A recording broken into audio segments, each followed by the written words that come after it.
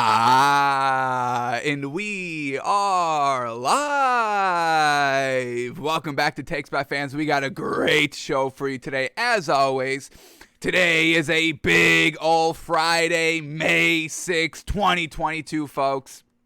We are live every single day at noon Eastern. If you want to watch live, head over to twitch.tv/takesbyfans. If you want to watch but not live, head over to our YouTube channel, Takes by Fans. We post all of our shows and clips of the show there on a daily basis. And if you just want to listen, we are on podcasting apps, folks. Spotify, Apple Podcasts, Google Podcasts, iHeartRadio. So however you want to watch or listen, we've got you covered in multiple ways. Alrighty, folks. Man, oh man, we are back today, and there is NBA playoffs back on tonight. How great is that? No NBA playoff basketball on last night. How lame is that? It was supposed to be Bucks Celtics game 3. Supposed to be, but they didn't have any games on, so unfortunate there, but we're right back tonight, folks. 2 games on. Once again, we have to wait one more day to that Celtics-Bucks Game 3. It's going to be absolutely phenomenal, folks. This is still the best series. Whoever the Celtics face, it's always going to be the best series of that round. We've got 2 games on tonight, folks, and 2 teams are up 2-0 against their opponents. But I don't think these series are close to over, and we'll talk all about that. So today on the show, breaking down the NBA games on tonight. What are the spreads? And I'm feeling hot on one team tonight. It's a little bit against what the overall narrative on the national media is going. So we have to I want to correct some things here, folks, because I think we're getting a little bit too out of control with this Mavs team. Everybody's just selling the Mavs, and I don't know if we should be selling the Mavs as much as maybe everybody else is. So I want to rein it in a little bit, and we'll go from there. But breaking down the 2 NBA playoff games on tonight, and you know we got to bet those puppies. Let's see what those spreads are. Now teams go from on the road to at home. Are we going to get a little less value? Most likely, but we'll still see what the value is at the end of the day. There's also a couple of NBA stories. There's big news on who's out, who's in, who's back out, who's back in. So we'll talk all that through. And then there's just some real juicy NFL stories to go over, folks. And finally, after about a full year, folks, a year and a half of us harping that, hey, let's take it easy on this one rookie quarterback because we don't think he's that good. And finally, some vindication coming our way. Finally, it's about time. Y'all should have stopped it with this one quarterback about a couple of months ago when we told y'all to, but y'all still wanted to clamor over him. These fans want this, man. The fans want to get rid of a proven quarterback to go with a rookie that is fooling everybody, folks. So some real great NFL stories to talk about. And once again, vindication over here, folks. How many times do we have to be right, folks, for y'all to stop pushing us as hard as y'all do? I can understand some pushback, but folks, I mean, I posted this yesterday on Twitter, and I just got all this hate thread. Oh my goodness. And it was just a little bit over the top, but you know, y'all gotta stop pushing so hard against me, folks. I kind of know what I'm talking about for everything. But let's digress a little bit, and let's start here. We're gonna start in the NBA, and then we will transition to the NFL. So before we start breaking down the games tonight, let's see who's in and who's out and what's happening here in the NBA. So quick stories first, and we're gonna start here. And this ties in with the matchup today. Maybe we will look at the spread once we finish this quote here. But yes, we understand this. We understand this. We know this. And this is why everybody's just blowing the Dallas Mavericks out of proportion. Like, oh my God, they're going to get swept. They're not getting swept, folks. I just had this conversation with the buddy last night. The Mavericks are not getting swept. He's like, yeah, the Suns are going to sweep the Mavericks. And I'm like, hey, whoa. He tried to pass that in kind of easy breezy, nonchalantly, yeah, the Suns are going to sweep the Mavericks. I was like, whoa, hold up there. Hold your horses. Stop it. Stop it. This series is going 6, folks. 6 at minimum.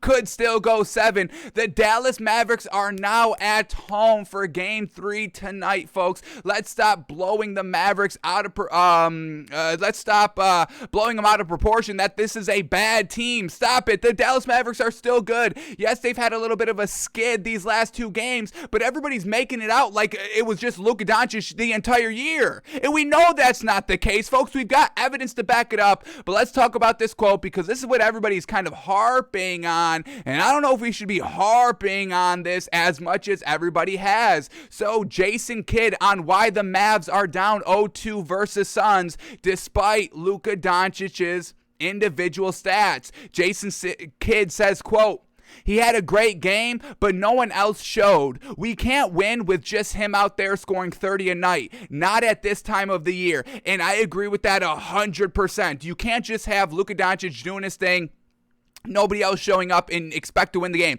I agree with that 100%, but everybody's acting like nobody's ever showed up for this Mavericks team all season long. Can we just go back to the last series? Can we go back to series number 1 where Luka Doncic didn't play the first 3 games, folks, of that series? Look at this. Did not play the first 3 games, and they went 2-1 during that stretch. They got it done. Jalen Brunson, game 1, folks.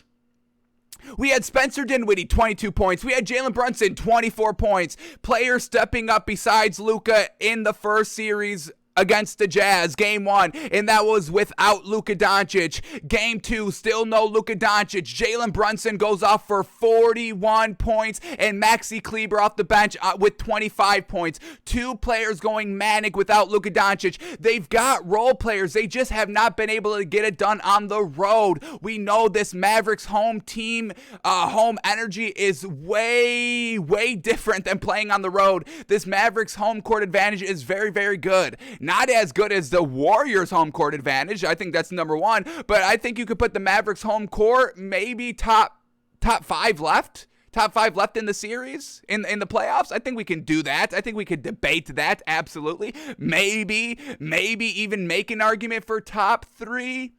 High 3-point explosive teams. This Warriors, the Mavericks, getting that at home, folks. It's hard to overcome that momentum for those road teams. So let's take it. We have to take it because everybody's saying the Mavericks are getting swept, folks. I mean, that's a little bit of the narrative out there. Once again, my buddy just told me the Suns are going to sweep the Mavericks. Everybody in the national media is saying, oh, the Mavericks are done. And everyone's kind of scratching their head and kind of calling this Mavericks team like a not good team. Like they weren't kind of breaking, like they weren't kind of shattering the glass ceiling all regular season long, folks. This Mavericks team, when they end as the 3rd seed, let me see. Where did this Mavericks team end up in the final rankings? Yeah, the 4th seed. This is a 4th seed team, folks. This is still respectable as heck. They went 52-30 in the regular season. The best team in the Eastern Conference were the Heat at 53-29. So one more win for the Heat. We all know the Heat are a very, very good team, but everybody's writing off the Mavericks for wrong reasons, I think, folks. Truly.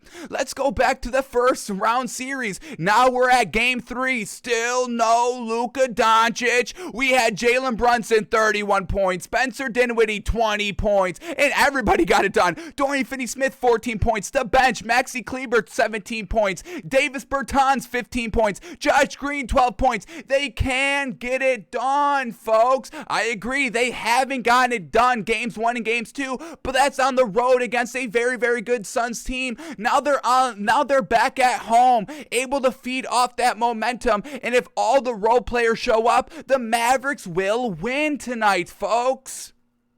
Then we get Luka Doncic back at game 4. Luka Doncic 30 points and Jalen Brunson 23 points and everybody else in the starting lineup 10 plus points. They can get it done with Luka Doncic on the floor. They got it done without him on the floor. They're still getting it done with him on the floor. Game 5, Luka Doncic still playing. Luka Doncic goes 33 points. Jalen Brunson 24 points. Dorian Finney-Smith 13 points. Still getting production by other players. And then game 6, Luka Doncic goes for 24 points. We have Jalen Brunson also going for 24 points. Dorian Finney-Smith, 18 points. And Spencer Dinwiddie off the bench, 19 points. We've seen them all get it done on the floor together. Yes, they've struggled slightly, a little bit more than slightly, a little higher than slightly these first 2 games, but they're back at home. This is where we should all be feeling good on the Mavericks, that they can win tonight, but everybody is still saying this Mavericks team has 0 chance of winning this game,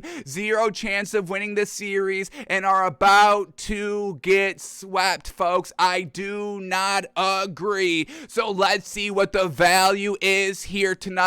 Is Vegas on our side, or is Vegas kind of siding with the traditional national media? And we'll see what the spreads has to say about that. We can learn a lot from that spread number. We've seen Dallas on the road the first 2 games against the Suns in this series. They were always +6. Now that they're at home, let's see how much the +6 drops down. We can assume it drops down a little bit because now they're at home. So I'm predicting, if the Mavericks are agreeing with us that the Mavericks have a really, really good chance of winning here at home, the spread should be Mavericks +3 or +4. Now, if Vegas is going to side with the national media, then the spread still stays Mavericks +6 or goes even up like +7, 8, or 9, and that'd be the most disrespectful thing. And you better believe I'm betting the house if I get Mavs +7, 8, 9, 10. Holy moly, that's the bet of the year. I don't see it playing out like that, but we can kind of hope a little bit. Yes, we can hope for the next 30 seconds before I click on the tab and reveal the spread to everybody. We can still hope for a Mavericks +10 at home, because I'm betting everything I have in my bank account. I'm pawning everything in my house. I'm selling my house instantly. We all know the housing market, folks. People will pay $100,000 over value instantly. I could sell this house right now and go bet it on the Mavericks +10 right now, and I could upgrade my house to a mansion. Well, I do live in a mansion, so I upgrade a mansion to a better mansion. Y'all know, right? So here we go. I'm loving the Mavericks here tonight, but what is the spread? I'm hoping for something good. Here we go. Let's refresh.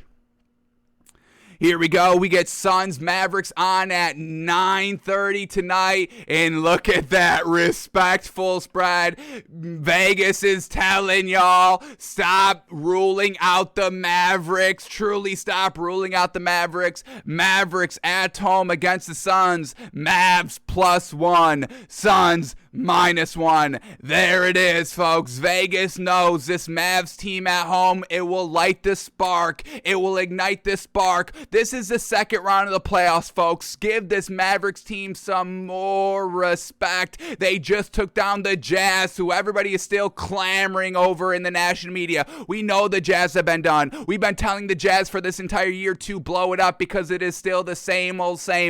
Blowing leads, Rudy Gobert not being able to guard the perimeter. We've seen it. And what has this Suns team showed us? We haven't seen any great kind of production from their depth, from their bench. Cameron Johnson is still not right. When he showed up game 1, I think he had a solid maybe game 1, but that's it. One okay game by Cameron Johnson. We still can't rely on this Suns bench. So I just don't understand why everybody is going this hard on knocking the Mavericks, like they didn't just beat the Jazz without Luka Doncic for 3 games in that series. Let's respect this Mavericks team. So let's double check quickly. Everybody's good to go, so we can officially lock in Mavericks +1 here. So for the Suns, everybody's good to go. And for the Mavericks, everybody's good to go. Tim Hardaway Jr. is still out, like we've seen for this entire year. So, give me the Mavericks +1. Absolutely. The home court of the Mavericks. It will drown out the Suns. Yes, the Suns are a very well-oiled machine. Yes, they've been here before. Yes, they've got true superstar leaders in Devin Booker and Chris Paul. Yes, we've seen them do it all. We've seen Chris Paul explode in the fourth quarter when they need to. But when that momentum, that crowd noise, the three ball starts falling for the Mavericks, the Suns don't have the shooters to keep up pace with that and to extinguish that momentum, that raucous crowd as soon as you need to stop that momentum from just going wild, going manic. What's the word? Exponentially growing, folks.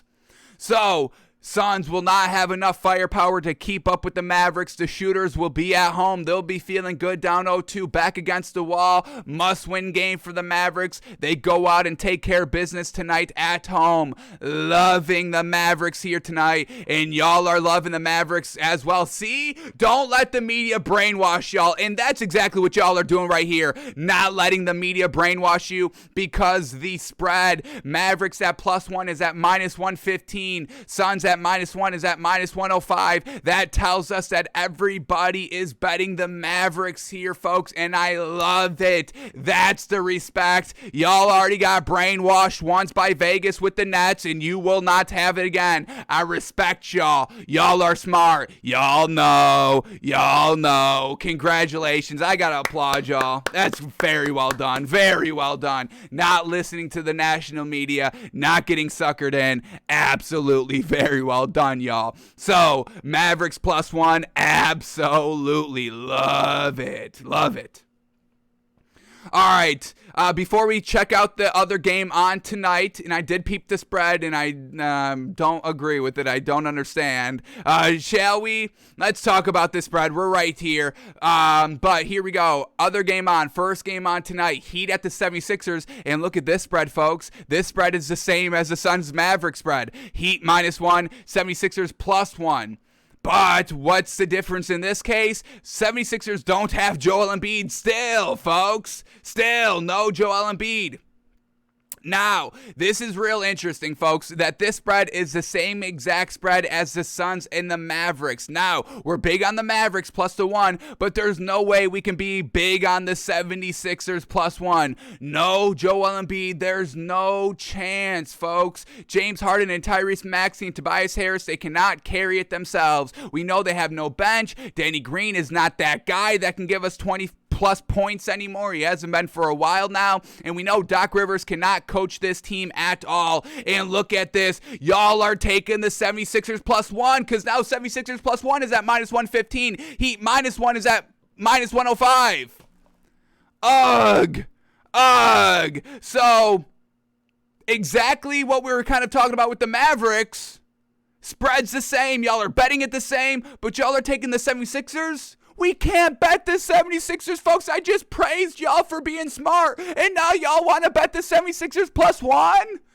Ugh. But let's check the ins and outs here, because I think I did forget about this, because 2 days ago yesterday, on NBA Fantasy Labs, the Heat had multiple, questionables. So let's check the ins and outs here. That may be potentially why the spread is like this. So let's go to this, and yeah, that's exactly why. Look at this for the Heat, folks. Kyle Lowry, game time decision. PJ Tucker, game time decision. Caleb Martin, game time decision. Gabe Vincent, game time decision. Max Strus, game time decision. Tyler Hero, game time decision. That's 6 players, and we know they all play. These are not just kind of players that never play. No. All those players play on a regular, consistent basis, and they're all game time decisions. But I'm still taking the Heat because the 76ers need Joel Embiid. We've seen the Heat have 2 starters out, 3 starters out, 3 starters, 3 bench, 3 starters, 2 bench, 2 starters, 4 bench. It doesn't matter. Whoever's in, whoever's out, it doesn't matter for the Heat because they are well coached, unlike the 76ers and Doc Rivers. Eric Spoelstra can get, hey, I need that next man up mentality. I need some great play because now you're in the starting lineup. I need the role players to play especially well tonight because all the starters are out. We've seen that multiple times by this Heat team this year. We've seen that by Eric Spoelstra this year. What haven't we seen? The 76ers win without Joel Embiid. I don't think we've seen that happen all year long, right? So I got to go against y'all. Y'all had it right. Y'all had it 50% right with the Mavericks +1, but we got to go Heat -1 here, even on the road, even with all those game time decisions, because no Joel Embiid. That's their number one option. That's their primary scorer, and we all know James Harden has not been as great as we know he has been in his past. I don't want to knock him really at all. The national media is doing that enough for really everybody, so I will refrain from knocking James Harden at this moment. I'll let everything play out and the dust to settle before we truly see what's going on with James Harden here. But I don't know if James Harden can do it here. I don't know if I can bet James Harden here tonight. And then for the 76ers, Joel Embiid is the only one out, so we get DeAndre Jordan playing again. What is that about? Let me bring up this stat because this is funny. I didn't bring it up. I wasn't going to talk about it, but I'll bring it up here now. We know Bam Adebayo is playing tonight. He was not one of those game time decisions. And look at how well Bam Adebayo is on the floor against DeAndre Jordan. Here we go, this stat. Bam Adebayo has 22 points on 90% shooting when defended by DeAndre Jordan this series. And what is Doc Rivers continuing on doing? Starting DeAndre Jordan at the 5. We know DeAndre Jordan's not that guy anymore. It's so unfortunate, but that's the reality we live in right now. DeAndre Jordan's not a starter in this league. DeAndre Jordan's not a great bench player. He could be. I still think he can give us great production off the bench, but we haven't really seen that in a while on the Lakers, on the 76ers team now. Unfortunate. So, DeAndre Jordan, not a starter, not a role player coming off the bench, but Doc Rivers still insists on starting DeAndre Jordan. Once again, Doc Rivers, what the heck is going on? Why did you trade away Andre Drummond? Why did you throw him into the deal? You should have done everything you could to get James Harden without selling Andre Drummond and Seth Curry. Should have tried everything, but here we are. Those two players aren't on your team. No Joel Embiid, no depth, and now you're down 0-2 in a must-win game at home. Doc Rivers back against the wall. Has that ever been good? No. I gotta go the Heat tonight, folks. Heat +1. Love it. Hang on. Oh, everything is. Hang on. Is everything changing? Did that spread just flip? What happened with that? Heat +1 now? It was 76ers +1, right? This spread is flip-flopping big time now. Heat +1. What's the big news? Why did that change like that? Let me double check. Any breaking news on this 76ers Heat? Whoa. Twitter giving out the number. What the hell is that? The hell was that, Twitter? I might have to not put this video out here. What the heck was that? Jeez. Okay. Here we go. Any breaking news? Twitter's showing my phone number like that. Like, I don't need y'all calling me. But here we go. Any breaking news? No breaking news. Interesting. All right. But I'm taking the Heat +1. I don't care. Heat +1. Give me those. Give me that. So, for tonight, folks, we're loving the Heat +1. Give me the Mavericks +1 as well. I'll take these +1 points here. Loving the Mavericks tonight, and there's still no way we can bet the 76ers tonight with no Joel Embiid. Alrighty, let's keep going here in these NBA stories, and this is great, and we'll know more about this tomorrow, but Steven Adams for the Grizzlies is no longer in the health and safety protocols, so he is good to go to play. Now, do they play Steven Adams for the Grizzlies is kind of the main question. We've seen him kind of start, and then they never played him because he was getting a tad torched already this series. So Steven Adams, does he play? Does he not play? But he is good to go to play, and that's kind of the biggest thing out here. So against the Warriors, when they don't really have a big, are you going to put Steven Adams on the floor? Once again, going against Draymond Green. We know Steven Adams isn't an offensive big. I don't know if that's the best decision to keep Steven Adams out there on the floor. We like him. I do kind of want to see him play, but we've already seen the Grizzlies be like, yeah, we're not going to play him that many minutes or really at all. So We'll see what the Grizzlies decide to do with Steven Adams. Play him, not play him, keep him healthy for maybe next series or the finals. We'll see what the Grizzlies' game plan is, but Steven Adams is good to play now, and we'll see if that affects the Grizzlies' decision on the starting lineup. Alrighty, and then here we go. Not great for the Grizzlies, so we got one good news for the Grizzlies, and now the bad news for the Grizzlies, and it has to do with Dillon Brooks with that double technical foul with the ejection real early on in Game 2, but the Grizzlies will be without Dillon Brooks for Game 3 because he is officially suspended 1 game. The NBA is suspending Memphis's Dillon Brooks for the flagrant 2 foul on Gary Payton II in Game 2 that resulted in a fractured elbow for Gary Payton, and we're going to hear from Gary Payton in a second. He's out for a while, but Dillon Brooks suspended for Game 3, and that's going to be big time loss for this Grizzlies team on the road in that Warriors home stadium. Loving the Warriors tomorrow. We'll see what the spread is and talk about it tomorrow, but no Dillon Brooks for them tomorrow. And then for Gary Payton, not great here. Dillon Brooks injures him early in the game. Dillon Brooks gets tossed, and we get Gary Payton is going to be out at least 2 weeks here with that fractured elbow. This is the official statement from the Warriors. Golden State Warriors guard Gary Payton II, who exited Tuesday's Game 2 in Memphis after sustaining an injury to his left elbow with 9 minutes remaining in the first quarter, underwent an MRI yesterday in the Bay Area. The MRI confirmed that Payton suffered a fracture in the left elbow in addition to ligament and muscle damage. Ugh, that's never great.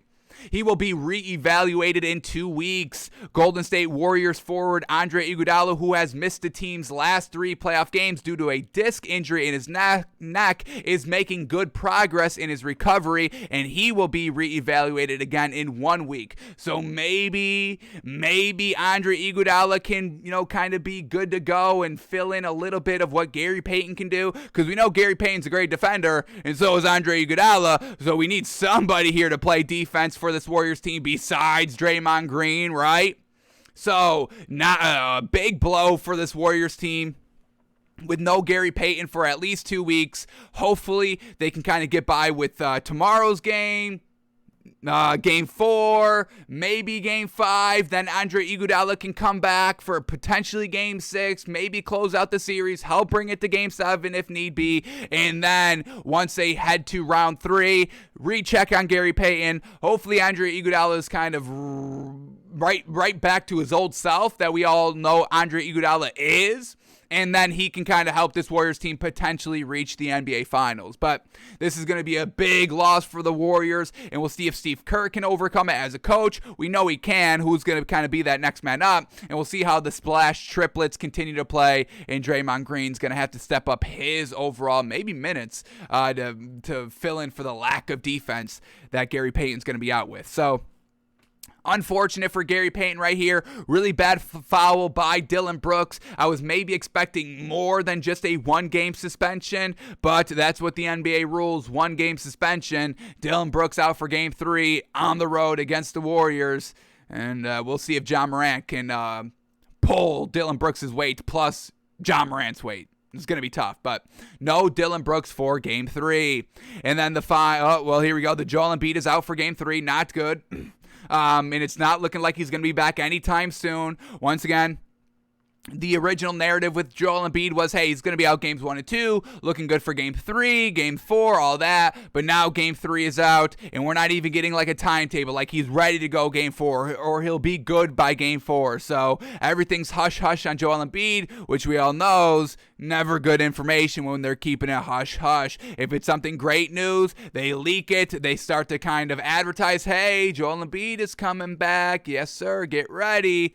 Put the fear in the Heat, make the Heat game plan for Joel Embiid, but here he is out for Game 3 with no signs of return by Game 4. Not good for the 76ers, not good for the 76ers, not good for Doc Rivers, not good for James Harden, because getting swept in the series, it fires Doc Rivers, and then the media will just jump on James Harden even more than what they already are. Not great. So, Joel Embiid out for Game 3 tonight, which is why we absolutely love the Heat +1, which is absolutely why it's head scratching that y'all are still wanting to take the 76ers -1. Don't understand that.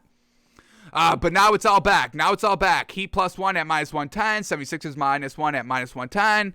Easy, even split right here. But thanks for the great value on the Heat +1. Alrighty, and then the final thing to talk about here in the NBA, and we're going back to Ben Simmons, folks. How great is this? Right? We get to talk about this Nets team still in the offseason, in their offseason.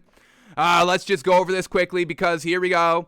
The Nets say Ben Simmons underwent microdissectomy surgery yesterday in LA with rehabilitation scheduled to begin in 3 weeks. Denver's Michael Porter Jr. had the same procedure while at Missouri. So that was not great by Michael Porter Jr. because, once again, we were kind of expecting Michael Porter Jr. by the end of the season, maybe at the playoffs. That was what was advertised. And then it was like, oh, no, he's not good to go. So Ben Simmons, we all know his saga here. Hey, I'm ready to go. I'm not injured. It's just, hey, the 76ers don't want me, and I'm not playing for a team that doesn't want me. The fans don't want me. The organization doesn't treat me right. I want out. Nothing to do with an injury. He gets traded to the Nets, and then, the back. I was good, but now the back's acting up, and, I can't play. And then it was, okay, I'm good to go. I'm ready to go. I'll be good to go by the end of the season. We'll get our rhythm down on the floor. We'll be good heading into the playoffs. And then Game 1 comes and he's not good. Game 2 comes and he's still not good. But Game 3, when they're at home, maybe. No. Game 4, well, why try when we're already down 0-3? And then bam, bam, bam, they get swept. Season's over. So Ben Simmons officially underwent successful microdissectomy surgery yesterday at Cedars-Sinai Marina Del Rey Hospital in LA. The procedure was performed by Dr. Robert Watkins. Following an initial recovery period of approximately 3 weeks, Simmons will begin a rehabilitation program. He is expected to make a full recovery prior to the start of next season's training camp. So there's the next goalpost. Ben Simmons will be ready by the start of training camp. Okay, yeah, we know those goalposts are going to get moved. At the start of training camp, it's going to be maybe by Game 1 he'll be good, and then by the All-Star break, and by the playoffs, and maybe next year we're gonna get the same thing again. So there it is, folks. Ben Simmons officially underwent surgery, and now next training camp, that's when he's gonna be good. Alrighty, I'll see it when I believe it, right? We'll believe it when we see it. Yes. Ben Simmons. Let's not talk about the Nets, folks. That's enough Nets talk, honestly, for the entire offseason. Done with the Nets, y'all know. Alrighty, that is all the NBA that we had to go over for tonight. So just to recap one more time, our bets for tonight, we are loving the Mavericks, folks, and we're getting a point. Can't pass up that value. And then the Heat +1 as well. Don't get fooled by this Mavericks team tonight, folks. Be on the right side. Mavericks will get it done. Alrighty, now let's head over to some NFL, and I see my notifications here on Twitter blowing up, folks. Wow, and I know why, and we'll talk about it in a second, folks, but let's preface it by why our notification inbox is blowing up. It's because we're right, and y'all don't like to admit when you're wrong. Is that why y'all are blowing up my notifications? Because here it is, folks, the Takes by Fans Vindication, a year and a half in the making, ever since we started to look at the draft prospects from 2021. Ever since we laid eyes on and looked at the stats in the film, we're like, this is the guy that's supposed to be good. And then the team drafts him, and then we see Jimmy Garoppolo get to the NFC Championship game, and then y'all still want to throw out the man. But here we go, vindication time. Matt Lombardo, verified on Twitter, national NFL reporter, folks. This is no scrub. Here it is, vindication. Matt Lombardo tweets this: I have heard that the 49ers staff has been continually underwhelmed by Trey Lance. Let me read it again. I have heard that the 49ers staff has been continually underwhelmed by Trey Lance. continually underwhelmed, continually not getting better, not really great, not really loving him, and he's continually underwhelming, not just all of a sudden underwhelming, continually underwhelming. Y'all wanted Trey Lance to start last season right off the rip. We were like, no, Jimmy G's a winner. And then what happened? Jimmy G won throughout the season, wins the final game down on the road in LA on the Rams. Trey Lance is not coming back in that game, gets all the way to the NFC Championship game. Yes, sir. Trey Lance is not doing that. I have heard that the 49ers staff has been continually underwhelmed. We've been underwhelmed by Trey Lance right off the beginning. Right off the rip, there was nothing good, special about his speed, about his accuracy. Everybody loved when they were talking about Trey Lance as a draft prospect. Everybody was gushing over Trey Lance because he threw no interceptions in 2019. His only season he ever played in college. This man only played 1 year in college, not in the FBS, folks.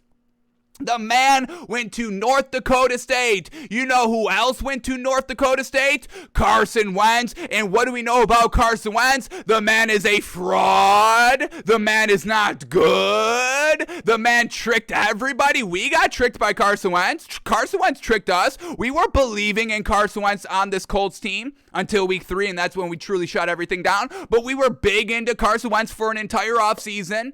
I got tricked by Carson Wentz, and now Trey Lance is doing the same thing to everybody, but we've woken up, folks. We've seen it. We're not getting tricked twice by North Dakota State quarterbacks in the FCS. No. So here it is, folks. Everybody loving this one lone season by Trey Lance in 2019. Didn't play as a freshman. As a sophomore, you go 66% completion percentage. I can get behind that, but only for 2,700 passing yards. What did he do? Rushing yards? 1,100. That was good. That was real good. I'll give him that. 1,100 rushing yards. Holy moly. But once again, FCS, not even the FBS. This is, the step down from what we all watch on Saturdays, folks. So he's very good at running against bad defenses. We already know college defenses are bad. Then you go, and that's in the FBS, folks. That's in the FBS. The defenses are bad. Now we go down to the FCS. Everybody that couldn't really get into an FBS school, and we'll settle for the FCS. Okay. And that's where he can run 1,100 yards. But the big thing right here, Trey Lance, no interceptions, 28 touchdowns, no interceptions for the entire year. Everybody gushing over it. And then what happens, folks? He comes back for his junior year. As soon as COVID hit, only could play one game before the season got shut down. And in that one game, he undid everything that he did in 2019. The man threw 50% completion percentage, 2 touchdowns, and an interception. Finally throwing that pick 1 game into the season. 1 game. This was going to show us, his junior year was going to show us this man was a fraud. But COVID shut it down. Trey Lance owes everything to COVID. Now, which is kind of the complete opposite. You know, everybody hates COVID because it shut everything down for 2 years, right? But Trey Lance is like, thank you, COVID. Thank you. Thank you, COVID, for shutting down the season. Thank you. Yeah, I got drafted. Everybody wants me to start because COVID shut down the season. Wow. Oh, yeah. So, Trey Lance, folks, fooling everybody, and now the 49ers are seeing it as well, and here it is. The notifications keep on climbing. Everybody's chiming in on our posts, and we'll check these notifications in a second. But once again, why are they keeping Jimmy Garoppolo? If they were so big on Trey Lance, he was the guy, no doubt, no debate, no question. We got to get Jimmy Garoppolo out of here as soon as possible. Now, we know you want to get something for Jimmy Garoppolo, absolutely, but you've had multiple opportunities. The draft already came and went. That would have been prime time to trade Jimmy Garoppolo in the draft. get something, and even if you get nothing for him, that's fine. But now you've got two quarterbacks on your roster that are still kind of both starters. You've told us Jimmy Garoppolo is so great. You've said Trey Lance was going to start already last season. And here we are going into 2022, 2023 with both these quarterbacks still on the roster. No timetable of trading Jimmy Garoppolo. That shoulder's still acting up. That shoulder surgery that he had still can't really throw here. So now you've got two quarterbacks on your roster. You've already promised Trey Lance a starting job. Now you're kind of walking that back and be like, well, yeah, there is a scenario where we still have Jimmy Garoppolo on the roster and all that. You can't have two starting quarterbacks on your roster. That gets a little messy here. And the longer you keep it, the more it's just going to rub both of these quarterbacks the wrong way. The more that it's going to split the locker room because they're like, why are we going to Trey Lance when we got proven winner right here? The whole Deebo Samuel whole thing escalating. Now de-escalating a little bit because Deebo Samuel has followed all the 49ers people back on Twitter, so maybe that's working out good.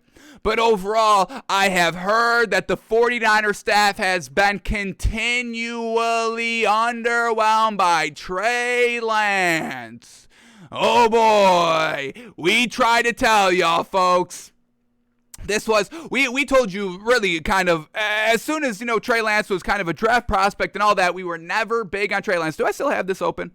Do I still have our 2021 quarterback ranking up here? Where do we fit Trey Lance in?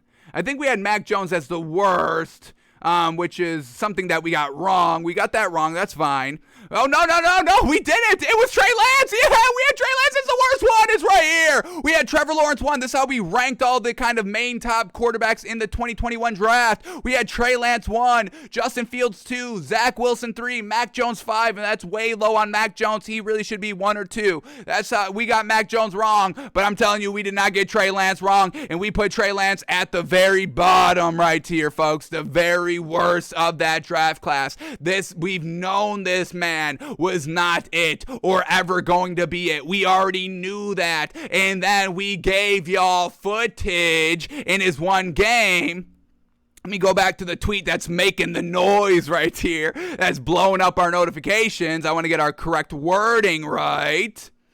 We said officially, I see nothing good, special, great, consistent about Trey Lance. Starting him in 2022 is a mistake. That came out March 2nd, folks. March 2nd, where we put that take out there. We had the plays. We showed you why. And some people did not necessarily agree with that. Some people are still holding out hope on Trey Lance, even though we disagree, even though the 49ers are now disagreeing. Even though Jimmy Garoppolo is still on the roster, y'all are still clamoring over Trey Lance. I don't see it, but let's see why y'all are saying this now. Here we go. Let's see what has been going on. What are y'all blowing up? But let's start here, because it started last night. We tweeted out this last night. And then this Twitter account, which is so funny, and he gets kind of proven wrong out here. So y'all came to our defense, and I appreciate y'all because y'all called out this, I don't want to call you a clown. I'm not going to knock you like that. But, I don't think this is right. I don't think this is just right to say. So he tweets out to me. Well, let's bring it back a little bit. So we have a Twitter post right here. This is why we brought up our March 2nd. And this is why we have everything on the record, baby. Yes, sir. I can go back. Oh, I said that. When did I say that? All right, let me go back and pull up a clip. And that's where we get this March 2nd clip from, folks. We're in May now. 2 months ago, we've been trying to tell y'all, and y'all are still not taking our advice. 2 months. 2 months you had to mull over this advice. This information, y'all still aren't seeing eye to eye. I don't know if we can help you now, but here we go. So we get the Twitter account, or the Twitter post. Here it is. The 49er staff has been continually underwhelmed by second-year quarterback Trey Lance, and then we responded to that, quote, tweeting our March 2nd post saying we see nothing good, special, great, consistent about Trey Lance, and we show some consecutive plays in a game of, why we were saying that. We showed y'all the evidence, and we've been trying to tell y'all. Then this man responds to us, says randomly selected videos are super compelling, and then what does he do? He has like 3 different randomly selected videos of Jimmy Garoppolo having bad throws. So you just did the same thing, even though that we we didn't do that, you did the same thing you accused us of. Don't you see, folks? Don't you see, how people kind of contradict themselves in trying to prove us wrong? That's how much y'all want to kind of push back on us, that you would kind of, what's the word? Did I just say it? Do you kind of contradict yourself? You dig in so much against us. Once again, we told you at the top, just kind of, we've proven that we've been right. It's not like we're wrong in everything we say and we continue to say wrong things. No. We've been proven right. There it is, March 2nd. Vindicated today. There it is, 2 months ago. We just showed you how we ranked Trey Lance the worst quarterback in that draft class. Right here, we were right. We're right. And y'all are so adamant on digging in, pushing back against us, that you would actively contradict yourself and not see it yourself. Just let us in. Just hear us out. Not everything has to be a big old argument in a fight. You could be like, wow, that's an interesting take. Wow, okay, I can kind of see it a little bit. Yeah, okay, I understand. Now, oh, you're wrong, complete wrong. Here you go. This is why you're wrong and all this. Y'all are so adamant on digging in against us, folks. Just let us in. It's okay. We can all be better by just letting me in. We can all win money. We can all bet together. Don't y'all want to be rich? We're trying to get everybody rich. I'm trying to be rich. You think I'm giving y'all bad information that hinders from me being rich? What sense would that make? I want us all to eat, baby. If I'm eating, y'all are gonna eat. I'ma promise y'all that. If I'm eating, if Big Daddy Dog's eating, y'all are gonna eat as well. All the pups will eat as well. I'm just trying to make sure so we all eat, because there's a lot of people that don't want us to eat, right? Right, shutting down, GameStop and AMC stock when they were just blasting off to the moon, right? Taxes being taken out. Nobody wants you to eat. I'm out here trying to get us all eating, and y'all are actively pushing back on the big dog, trying to make us all eat. And we can all eat by seeing Trey Lance is not the guy. We can all eat because... I guess we could eat if Trey Lance is a starter, then we all just kind of bet against the 49ers every single game this season, and we can all eat that way, absolutely. But we can also eat by betting on the 49ers next year when Jimmy Garoppolo is the starting quarterback. I'm just trying to make sure we all eat out here, folks. Stop pushing back on the big dog, yes? So this man tweets out, randomly selected videos are super compelling, and then goes to 3 randomly selected videos on Jimmy Garoppolo not playing well, even though Jimmy Garoppolo has 68, 67, 69% completion percentage the last 3 seasons. You pick out the 3 selected plays that bring down that amazing, immaculate completion percentage, folks. Once again, that's why we put so much stake into that number. We put a lot of stake into that completion percentage number, folks, because what does it do? Jimmy Garoppolo, every time he's healthy, that man's winning games and getting to the NFC Championship game, getting to the Super Bowl. How are y'all throwing out quarterbacks like that? I will never understand. But then this man comes to our defense. He says it's 3 straight plays, not randomly selected videos. So then this man has to come up with another argument because he's already dug in that he's wrong. So he says this, 3 straight plays, as in consecutive? Good Lord, you people are right. He really must be a bust. What is Kyle thinking? A 20-year-old quarterback making 3 straight unimpressive plays in his second career NFL start? In 3rd football game in 2 years, can't recover from this. So once again, he got called out. He was wrong. He was contradicting himself. So now he has to kind of go to the extreme. I know he wrote that exactly how I read that, where all the emphasis were hitting like that, folks. I'm sure that's how he meant it because that's how he typed it. So, of course, once again, digging his heels in. Okay.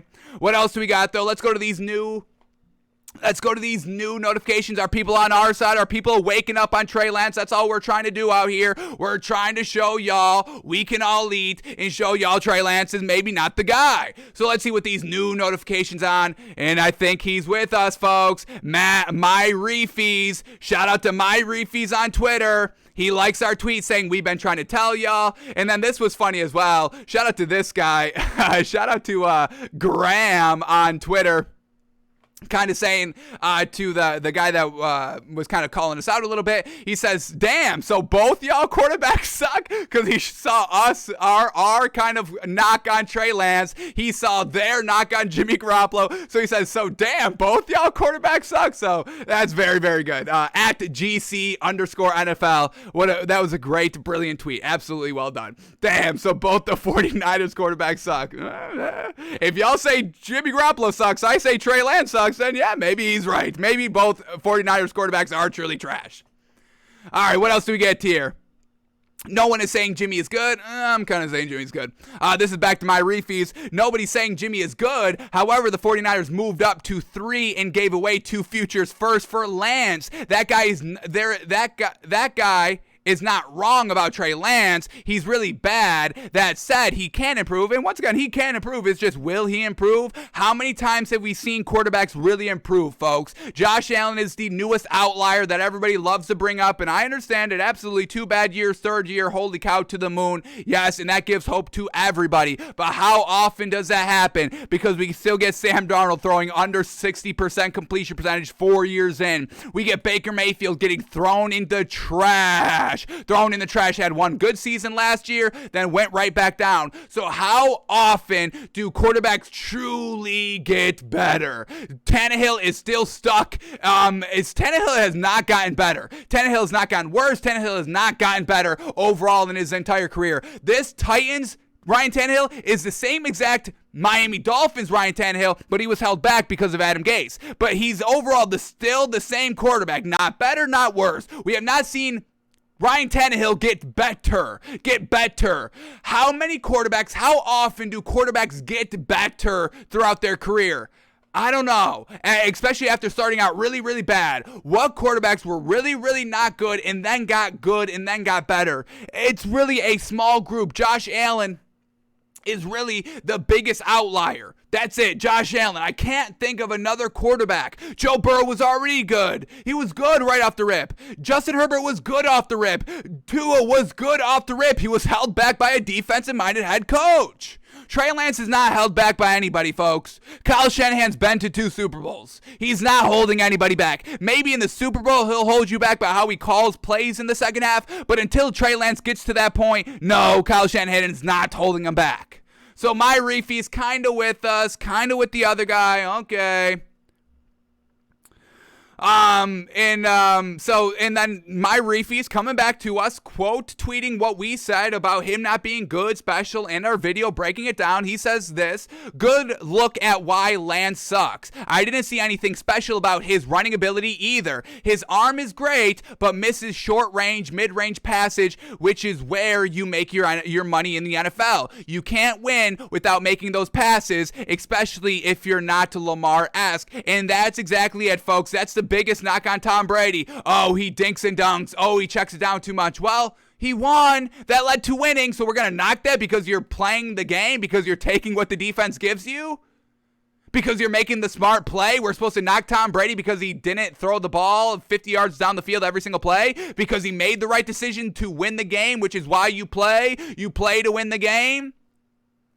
Another reason why we can't believe in Trey Lance, folks, not picking up the first downs when you need to, the crucial 3rd and 2nd. Watch this 3rd and 2 play, folks. Watch this 3rd and 2 play and see if he can pick up this first down. Here we go. Let's get me babbling here. Let's get to the play. 3rd and 2. Here we go. 3rd and 2. Trey Lance. He's going to roll out to the left. His dual threat ability can't pick up 3rd and 2. That's why you have him. 3rd and 2, Trey Lance, dual threat quarterback. Run the read option. Get him on the corner. Get him 2 yards down the field. He can't. He picked up half a yard on 3rd and 2 running the ball. Why we can't buy Trey Lance, folks.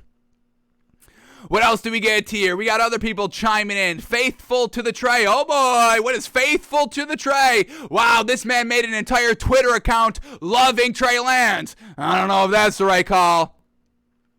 Not if you know how to break down tape, it doesn't. Want multiple experts analysis? Something makes sense. Something makes me think you won't care. Tell me I'm wrong. Oh, and welcome to the list. So, all right, we're now on the list. My refees is on the list. We're on the list here.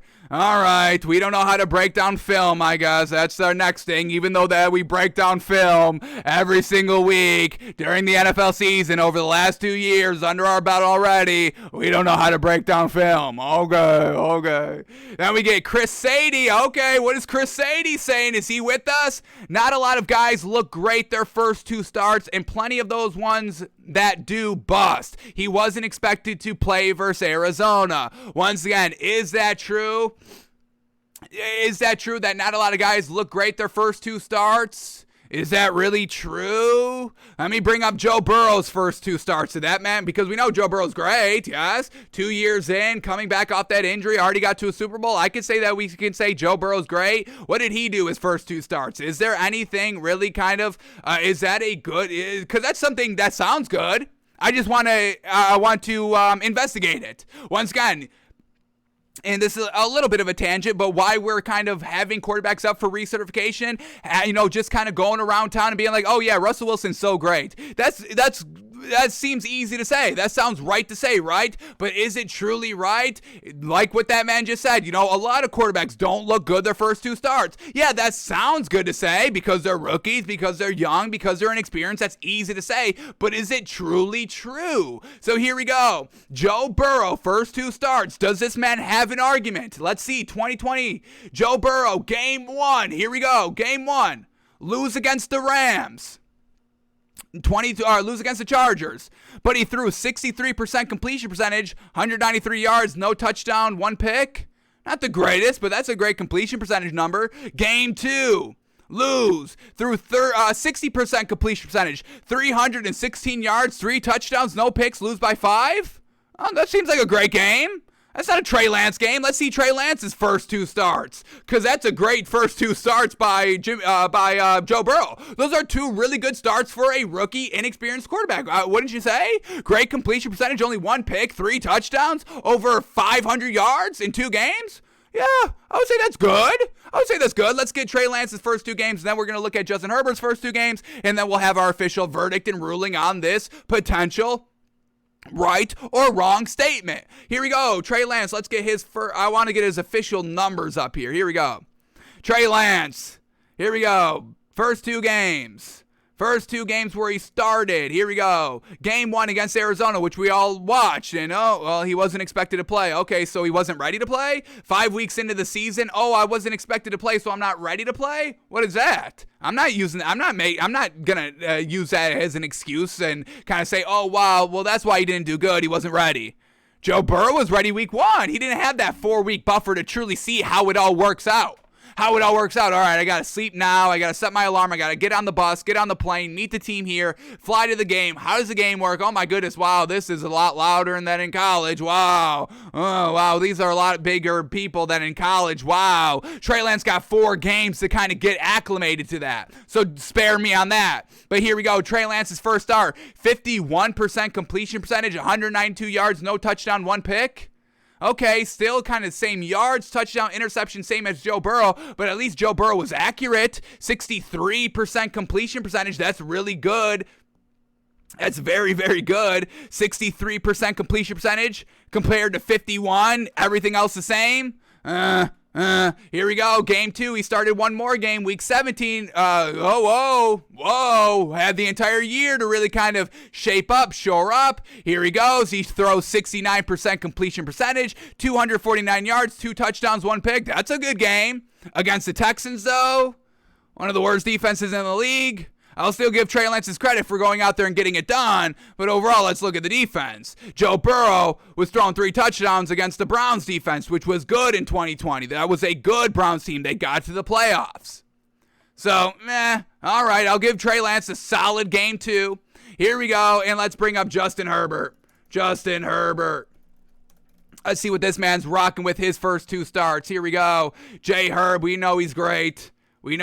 First 2 starts for the Herb man. Didn't play week 1 because he wasn't expected to start, right? Justin Herbert wasn't expected to start right off the rip. Remember? Doctor sticks Tyrod Taylor's along with the needle. Not great. Justin Herbert has to take over, so he wasn't expecting to play here. Here he goes. Game 2, not expected to play. 66% completion percentage, 311 yards, 1 touchdown, 1 pick. Lose by 3 against the Chiefs. Wow, that's a great game. Game number 2. 71% completion percentage, 330 yards, 1 touchdown, 1 pick. Lose 1 possession, lose by 5 against the Carolina Panthers. Once again, that's a pretty good game, yeah? Yeah? So, making excuses, Trey Lance wasn't good his first 2 starts. Oh, Justin Herbert and Joe Burrow were, though. I don't know if that's a great argument to be had. Alrighty. And we got a new one from the guy that knocked us to begin with. Let's see. Here we go. He said, it's not defensiveness. It's amazement at how stupid some of you are to be drawing negative conclusions about any player, much less a 21-year-old at the most difficult position in football after 2.5 games, one of which was an extremely good performance. So there it is. It's amazement that we can draw conclusions. Y'all don't like sports talk. Y'all truly do not like sports talk, folks. What are we supposed to do? Not talk about anybody until they've won 5 Super Bowls and are 15 years into the league? Are we not supposed to talk about anything until they're already proven good? Should we not talk about any player before they do Tom Brady numbers? Like, what are we doing here? We're tracking. We're giving you active commentary on their career, so there's no revisionist history. I don't want 10 years down the line, Trey Lance was so great coming out of the gate. Wow, Trey Lance was flawless out of the gate, because that's knocking Joe Burrow and Justin Herbert, who were truly great off the gate, out of the rip. Yes, y'all do not like sports talk. This is sports talk every day. What are they doing? What's the narrative? Is it right? Is it wrong? Is it actually good? Because that's actively knocking the great players that came out and got it done right off the rip. Justin Herbert, 5,000 yard season, 2nd year in. Joe Burrow, great year 1, great off the rip, gets injured. Oh my goodness, brutal injury, comeback player of the year, gets to the Super Bowl. Yeah, let's get hype about those players. Oh, but y'all want us to stop talking about sports because your player that you want to believe in isn't having good success right off the rip, so we shouldn't praise the other great quarterbacks that are great right off the rip? Y'all want us to wait 15 years before we talk about anything? Okay, all right, I'll see you in 15 years. The daily sports talk show here takes by fans, doing it for 2 years. Okay, we'll see you in 15. We'll have all of we'll just wait 15 years. We'll wait till 15 years to talk about Trey Lance. All right, if that's what you want, I'll see y'all in 2037. I'll see y'all in 2037. I will not do another show till 2037, and then we'll break down 15 years of NFL football in an hour podcast because y'all don't like sports talk. Okay, all right. I'll see y'all in 2037. Good night, goodbye, and I'll see you then. Of course we're not going to do that dumb stuff, folks. It's sports talk. We're tracking. No revisionist history. Y'all want us not to talk so y'all can have revisionist history. Wow, Trey Lance was great right off the rip. Trey Lance is the best quarterback of all time because he was great right off the rip. Can't really say that now, can we? Can't say Trey Lance was great right off the rip because he wasn't great right off the rip like Joe Burrow, like Justin Herbert were. And now we're in his kind of going into his 2nd year, and now we get the quotes of, oh yeah, Trey Lance, the 49ers, they're just not really sold on him. Continually underwhelmed. Y'all just want us to gloss over that because it's negative on Trey Lance. Okay, let's not talk about that for 15 years. Let's wait till Trey Lance has 15 years under his belt, 15 years of experience, and we'll talk about him then. That's yawn. I'm taking a big yawn on that one, folks. This is sports talk. Yes? Jeez. Stop it. Spare me. Jeez. So that's what we're dealing with over here, folks. People are digging in their heels on Trey Lance, and I don't know if that's the best move to be had, but we'll see who's going to be right. Once again, who's going to be right? Is it going to be us or is it going to be y'all? We'll see. We've got the track record. We called Bucks to win last year. We called Rams to win this year. We called We called the Nets not scary. They get swept. All that. Okay. We digress. Y'all already know. We don't need to, brag about our accomplishments every single show. I will, if that's what has to happen, but we don't need to. My success speaks for itself, folks. But we'll digress on all of this. Let's digress on all this, folks. Trey Lance. I'm just telling y'all, we get in NFL inside reporters saying that the 49ers staff are continually underwhelmed by Trey Lance. That's all I'm saying. We said it. Now we're hearing it from this, and we're just telling you what we've been hearing, folks. That's it.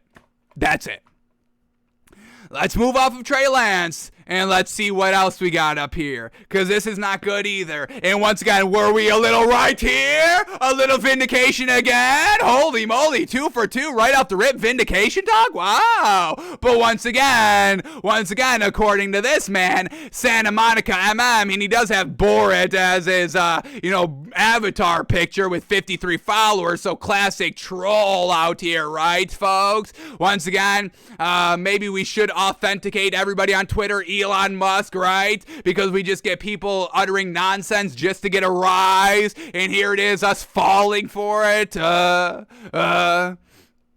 But here we go. Why we were maybe right again. Here we go. The Panthers and Seahawks no longer have trade interest in Browns Baker Mayfield, folks. And really, those were the only 2 teams left that really needed a quarterback here. Panthers, Seahawks, really the only 2 teams left with no concrete starting quarterback. Panthers with Sam Darnold. Seahawks, losing Russell Wilson. Didn't they just pick up somebody else, though, in the interim? Let me bring this up here.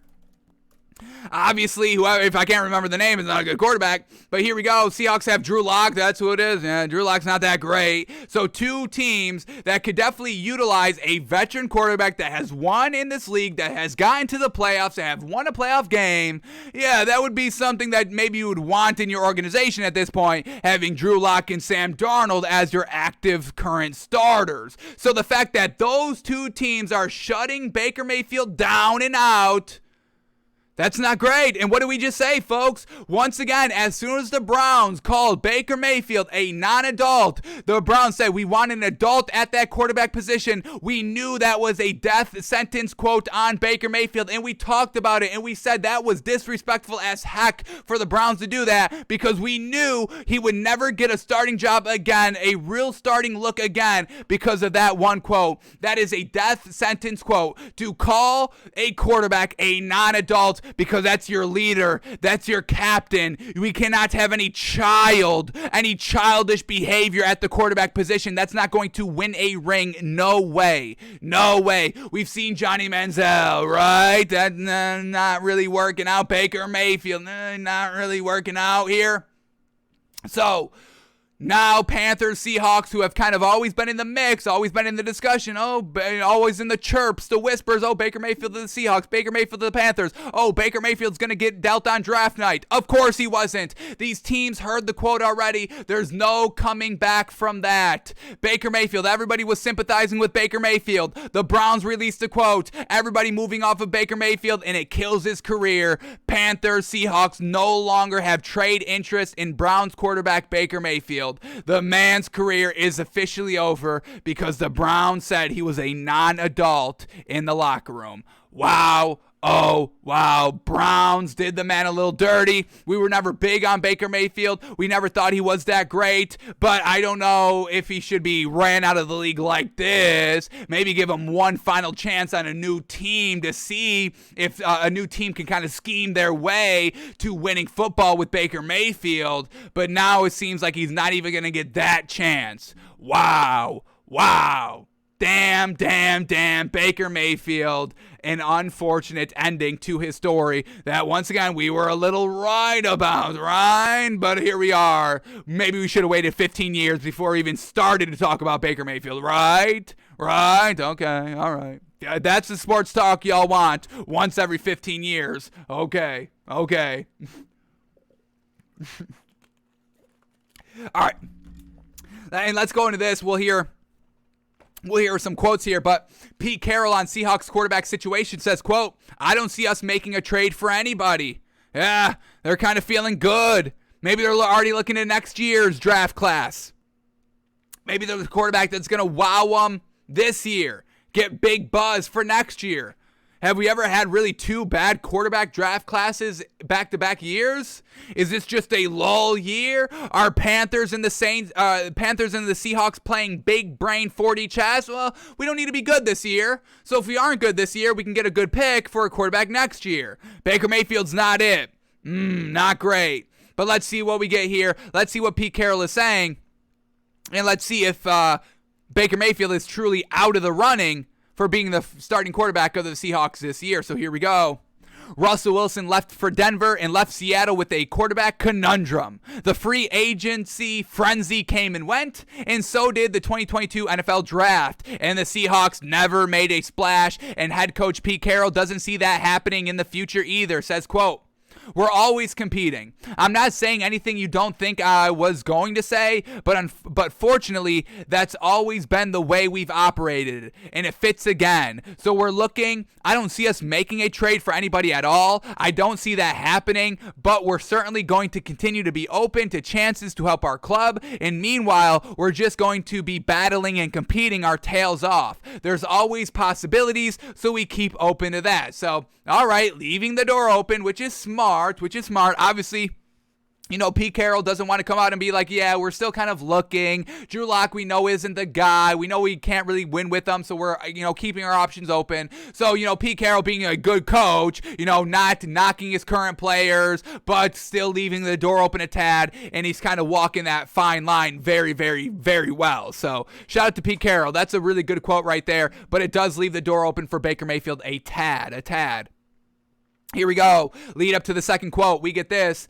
Carroll was also asked if there was perhaps a free agent quarterback out there the Hawks would look to bring in. If there is, Carroll wasn't revealing anything, saying, quote, "There's no chance I'm going to tell you anything more than what I just told you, but I love you for trying. Honestly, we're going to keep looking and seeing what's available, but only to help our club and to try to make us better. If the case presents itself, we're going to be ready for it." So, alrighty, truly keeping the door open for Baker Mayfield. Maybe this isn't 100% closed on Baker Mayfield. Maybe he can go the backup route. But the fact that the free agency came and went, draft came and went, we're now in the week after the draft where, all right, the dust is starting to settle. What do we truly have? What do we truly don't have? Let's get it all figured out now. This week, next week are truly going to be two pivotal key weeks for Baker Mayfield. And unfortunately for him, it's Friday on week one after the draft.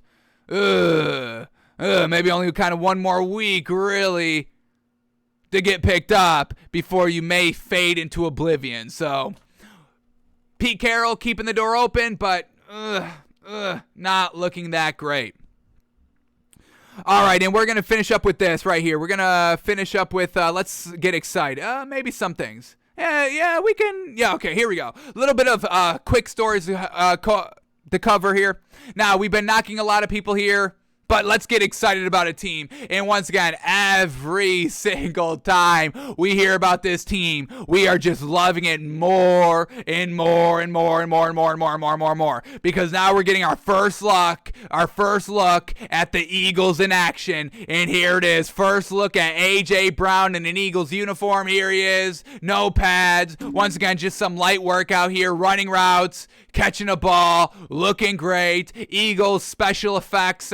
Making this video, this 10-second nonsense clip of just a random workout right here, making it look good. Loving it. A.J. Brown is gonna fit in perfectly here with the Eagles, and it doesn't just stop with this 1-second video right here, because we get this.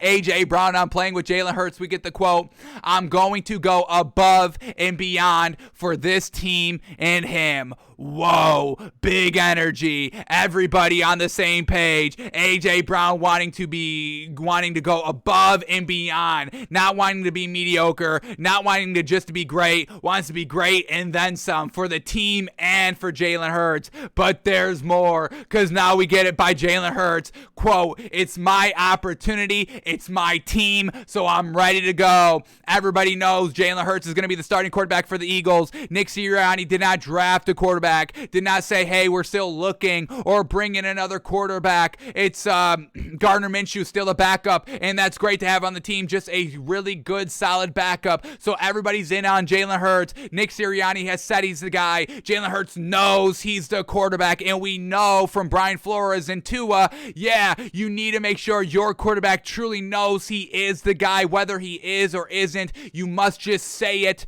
for the confidence sake, for the team's sake, and Jalen Hurts knows it right here. It's my opportunity, it's my team, so I'm ready to go. Watch out for Jalen Hurts to pop off year 2, baby. Loving this Eagles team, loving Jalen Hurts, but there's more. Eagles wide receiver Devontae Smith is excited to learn from AJ Brown, saying, quote, anytime you play football, you watch all the different receivers, just seeing what everybody has in their toolbox. So we got Devontae Smith, who had an exceptional year 1, and now going alongside AJ Brown, more freedom. Two true tier 1 wide receivers on the same team. Can't really double them both. Nick Sirianni, a great, smart offensive mind. Dual threat offense with the run and passing game. Jalen Hurts having all the confidence in the back ability of his team and his playmakers and his receivers, all gushing over him. It's all coming together here, folks. Eagles fly, Eagles fly. I am bleeding green, folks. Eagles. Loving everything about this team, folks.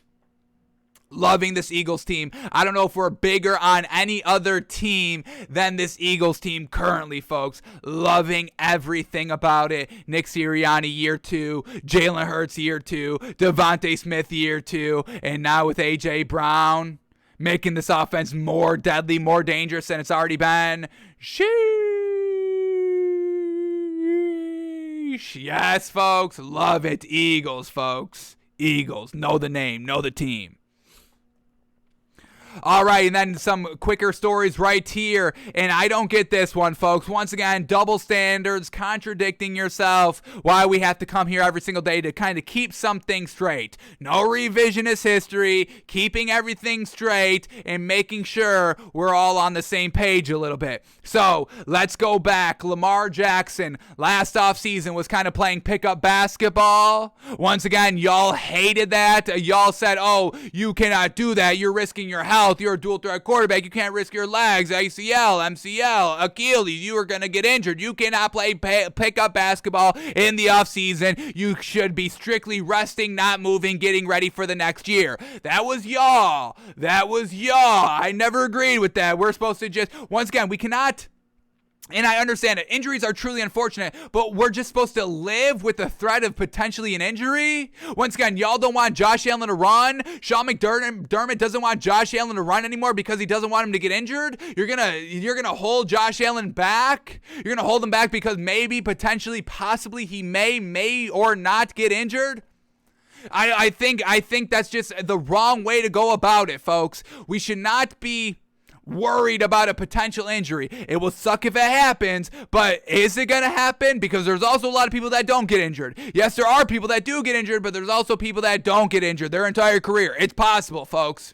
So living in this little bubble world, I don't agree with it at all. So y'all were knocking Lamar Jackson for playing pick-up basketball in the offseason. But now y'all are clamoring over this. Like NFL, the NFL account, the official NFL account. I see all the comments. Other NFL accounts like Bleacher Report and all the other ones. They're all saying the same thing. They want to see a true competitive race between wide receiver DK Metcalf and wide receiver Tyreek Hill to see who the true fastest, number one fastest wide receiver in the league is. Y'all want these two athletes to train and have an actual competitive race? Potential hamstring pull while warming up. These players are going to go balls to the wall on this race? You think they're going to be talking all this stuff and not give it their all? They know this would kind of hold a lot of stake. Tyreek Hill wants to be the number one fastest wide receiver. So does DK Metcalf. That title will hold a lot of weight. You don't think they'd be trying their absolute hardest in that kind of 40-yard race? Potential injury there, but y'all did not want Lamar Jackson playing pickup basketball, but y'all want to give the green light to DK Metcalf and Tyreek Hill preparing for a competitive race where there's value involved, money exchange, and a title involved? I don't get it, folks. NFL says this, gotta get the DK Metcalf versus Cheetah race on the books ASAP? ASAP in the offseason?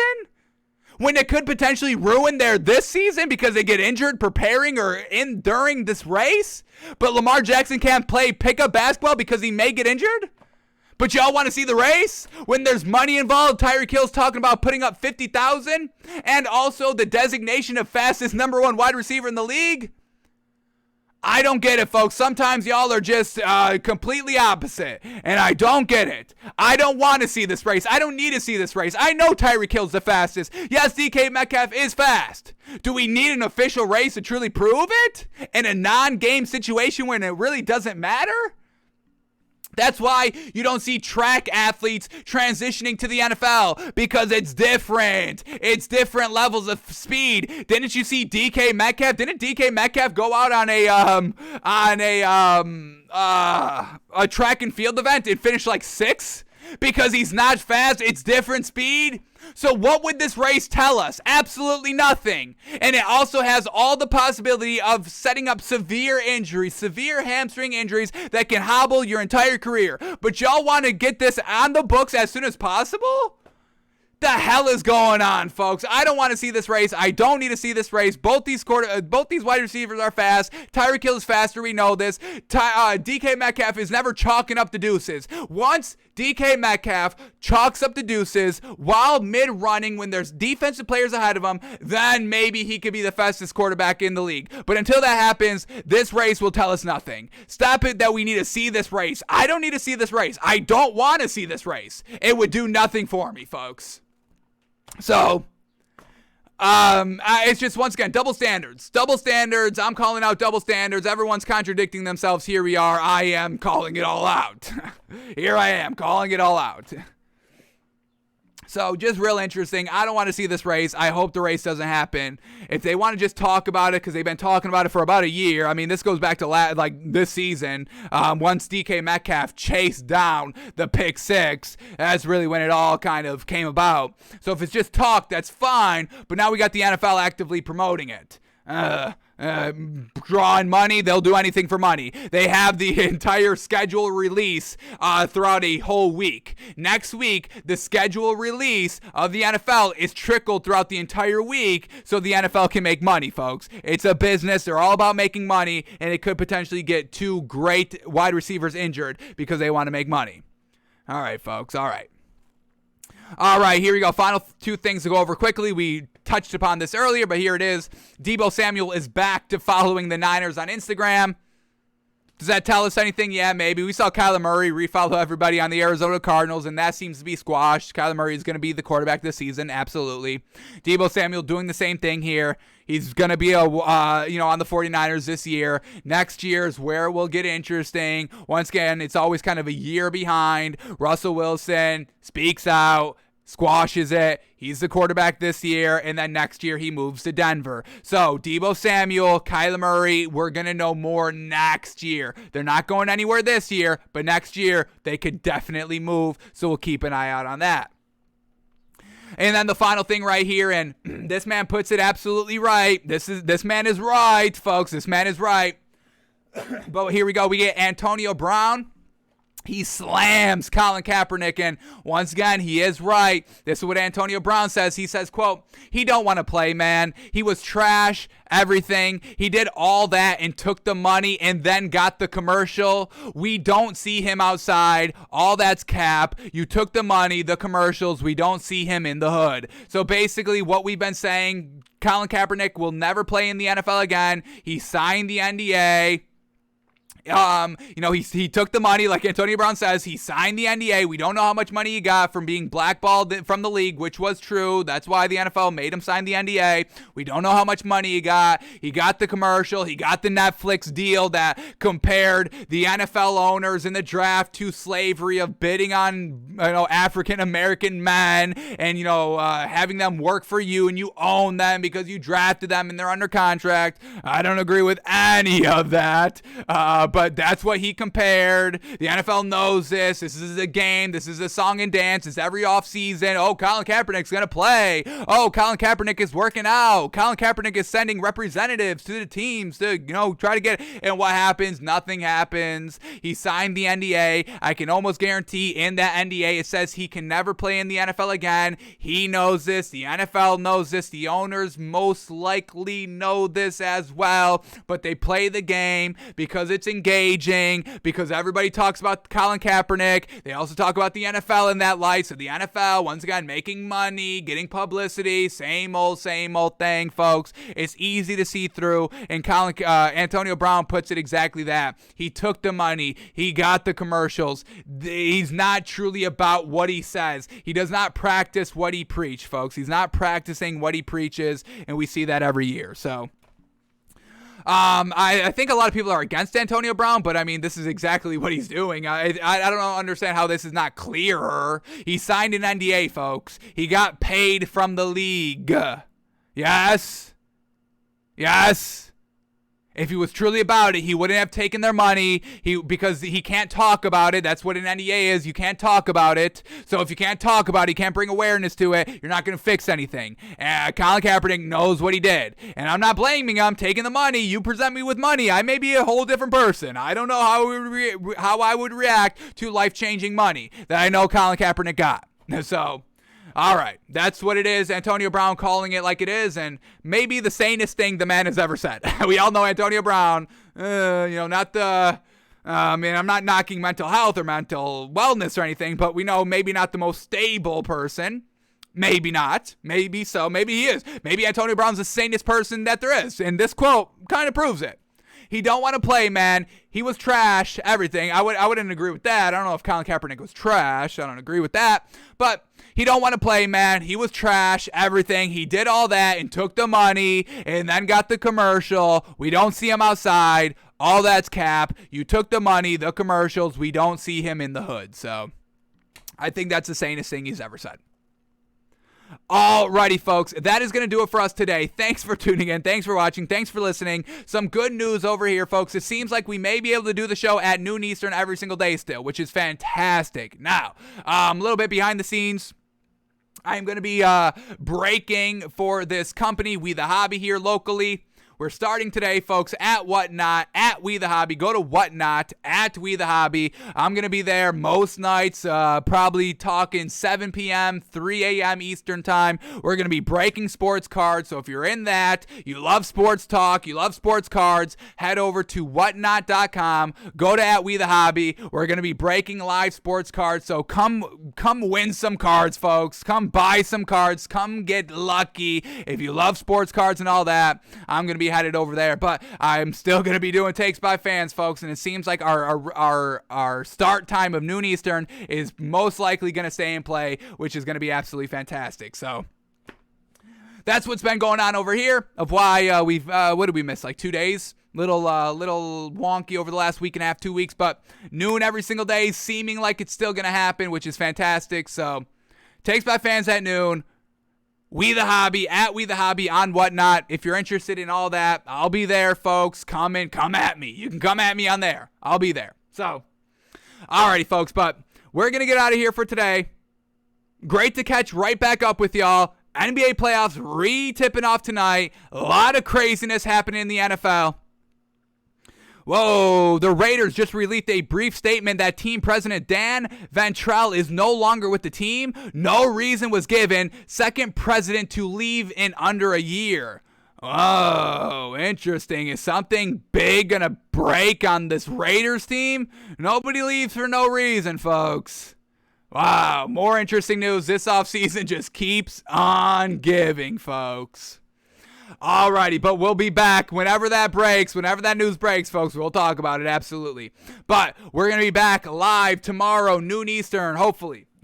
But we'll be back, folks. Live noon Eastern every single day. We'll see you then. Have an absolute great one. And let's rein it in a little bit on Trey Lance. Yes, folks, a little bit, a tad bit. Yes. All right, folks. Have an absolute great one, and we'll see you tomorrow.